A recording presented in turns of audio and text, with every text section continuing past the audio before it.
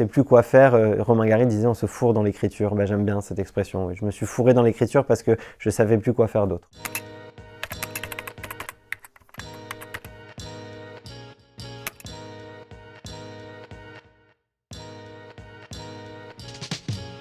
Mon livre est inspiré de la vie de mes parents, qui sont libanais, qui sont arrivés à Paris en France en 1975. Eux pensaient rester étudier 2 ans en France et retourner vivre au Liban, et une guerre a commencé, elle a duré 15 ans, de 1975 à 1991. Et 45 ans plus tard, mes parents vivent encore aujourd'hui à Paris. Le point de départ du livre, c'est vraiment ça, c'est 1975 et leur arrivée à Paris, et il y en a un deuxième, c'est moi qui aujourd'hui va les interroger et leur demande finalement qu'est-ce que vous avez vécu pendant ces années-là. C'était très compliqué de leur poser la première question. Voilà, c'est la première scène du livre où finalement moi je viens et je les interroge et je perds même mes mots. Et je voulais vraiment raconter ça parce qu'il m'a été très compliqué d'oser demander à mes parents qu'est-ce qu'ils avaient vécu. Voilà, je suis né en 1988 et toutes ces années-là, ils ne me les ont pas racontées. Et je me suis souvent dit, il doit bien avoir une raison. Je me suis souvent demandé qui j'étais, est-ce que j'étais légitime ou non de raconter cette histoire. Donc ça, j'ai eu beaucoup d'appréhension. Et ces différents événements qui m'ont amené à réussir à passer ce premier pas, c'est beaucoup d'événements qui ont eu lieu au Liban. Je pense à la révolution qu'il y a eu en 2019, je pense à la crise économique qui s'est abattue sur le pays depuis et qui est encore en cours, je pense à l'explosion du port de Beyrouth. Mais il y a aussi un autre élément qui est mondial, qui est le Covid. Et j'ai eu peur à un moment de voir mes parents mourir, surtout mon père qui est un peu fragile. Et j'estime que voilà, les enfants d'exilés, qui plus est quand on est écrivain, artiste, on a un rôle à jouer. C'est à nous d'aller interroger nos parents pour savoir pourquoi ils se sont retrouvés ailleurs, pourquoi nous on est nés ailleurs. Voilà, on a une sorte de responsabilité d'aller les interroger et de raconter cette histoire-là, ces histoires-là. Une journaliste m'a dit une très jolie chose, elle a dit que j'ai créé une maison de papier pour mes parents et en fait cette maison-là s'appelle Beyrouth-sur-Seine et elle peut enfin exister dans un livre.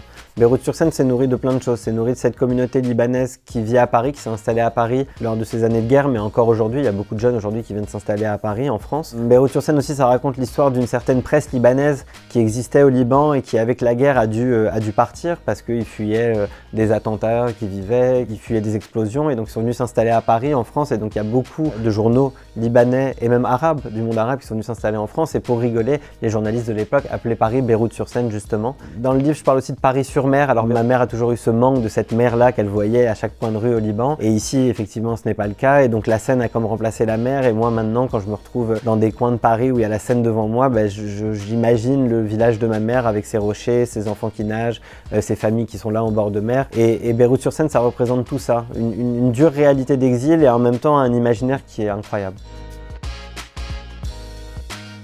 En ce moment, quand on me pose cette question, je réponds en texto sentiment ambivalent et c'est vraiment ça la réponse, c'est des phases. Quand j'avais 16-17 ans, j'étais très en colère contre la France, je suis né en France, j'ai grandi en France et je me sentais pas du tout à ma place ici, donc j'ai voulu retourner vivre au Liban, c'était comme une évidence, je voulais tourner des films là-bas, je voulais travailler avec les artistes du pays. Et puis finalement, je suis revenu ici, après 7-8 ans, j'étais assez en colère, assez déçu, beaucoup de déception. Et aujourd'hui, avec ce qui se passe au Liban, on est forcément en colère. On dit souvent qu'on a des relations amour-haine quand on vient d'autres pays ou qu'on a d'autres origines. Pendant longtemps, j'ai dit que j'avais cette relation-là et je trouve qu'elle n'est pas juste. Je trouve que la relation, c'est plus amour-colère. C'est-à-dire que j'ai toujours le même amour pour le Liban, j'ai le même amour pour les gens là-bas, pour cette terre, pour la nature, pour les artistes. Et quand je dis artistes, c'est autant les écrivains que les réalisateurs, que les photographes, que les peintres. Mais j'ai une colère immense. J'ai une colère immense face à l'injustice de ces années de guerre. J'ai une colère immense face à ces mêmes politiciens qui ont fait cette guerre, qui sont encore aujourd'hui au pouvoir. J'ai une colère immense pour les victimes de l'explosion du port de Beyrouth qui sont complètement délaissées dans ce pays aujourd'hui. Et il y a aussi la crise économique. Là, c'est plus que de la moitié de la population qui vit presque dans la misère. Voilà, cette colère-là, elle nourrit ma littérature. Dans le sens où je sens que je suis incapable de changer les choses, que ma colère, j'arrive à rien en faire de concret pour changer la tristesse de mes parents, la tristesse de ma compagne qui est née au Liban et qui doit vivre loin de ses parents. Mais de cette incapacité-là, on finit par écrire des livres. Écrire, c'est un aveu de faiblesse. C'est un moment où on se retranche du monde et on s'enferme dans un monde qu'on crée de nouveau, qui nous va ou qui nous va pas, mais en tout cas, on recrée un monde. Donc non, il y a un aveu de faiblesse et c'est très beau, les aveux de faiblesse. Moi, j'ai rien contre la faiblesse. Au Liban, même en France et dans le monde, on fait toujours l'apologie de la force et je trouve que la faiblesse a quelque chose d'incroyable. Elle fait faire des choses merveilleuses. Elle fait ne pas prendre des armes parfois. Non, la faiblesse, c'est une force. Oui, parce que la littérature peut remplir les silences. Dans toutes les guerres, et donc la guerre du Liban aussi, il y a beaucoup de silence. Il y a beaucoup de récits qui s'arrêtent, il y a beaucoup de non-dits. Et la littérature permet de prendre une liberté par rapport à tout ça et de pouvoir raconter une histoire. Et parfois même de faire entendre ces silences-là. En fait, c'est un espace de liberté incroyable pour raconter une guerre. La subjectivité, le fait qu'en fait on raconte une seule vérité, qui n'est pas la vérité, qui est ma vérité. C'est même pas celle de mes parents, mais c'est la mienne sur celle de mes parents, c'est mon récit des parents, mon récit de cette guerre-là. Ce récit-là va faire face à un autre récit qui va raconter la guerre, et encore un autre, et ça va permettre de mieux interroger cette guerre-là et de mieux interroger le monde. J'aurais dit comprendre, tu vois, mais je crois pas qu'on comprend. Enfin, quand on commence à comprendre, on comprend qu'on va pas comprendre, et on commence à s'interroger.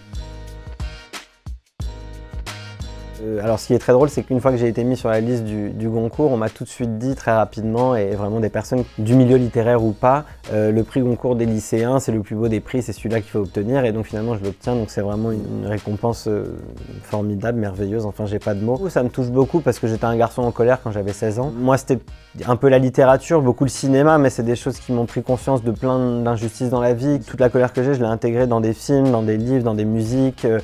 C'est les artistes qui m'ont permis de mettre des mots sur des choses que j'estimais injustes. Et c'est toujours eux qui m'ont accompagné pour mieux appréhender le monde, mieux le vivre au quotidien. Donc que mon livre puisse faire cet effet, j'imagine un peu avec les lycéens, ça me comble de joie.